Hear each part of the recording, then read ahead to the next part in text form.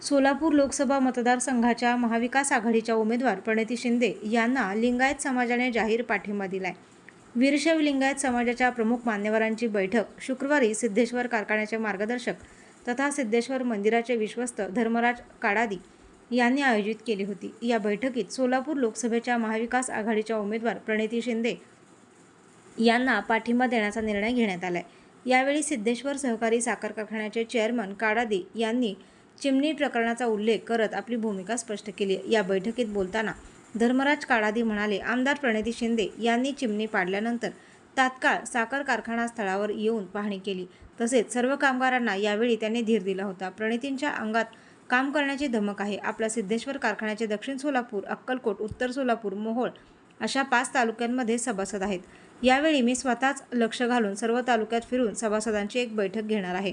या बैठकीत मी सभासदांना ज्यांनी मला त्रास दिला, कारखान्याची चिमणी पाडून हजारो शेतकऱ्यांचे संसार उद्ध्वस्त केले, अशा भाजपला चारी मुंड्या चित करा आणि प्रणिती शिंदे यांच्या पाठीशी राहा, असे जाहीर आवाहन करणार आहे।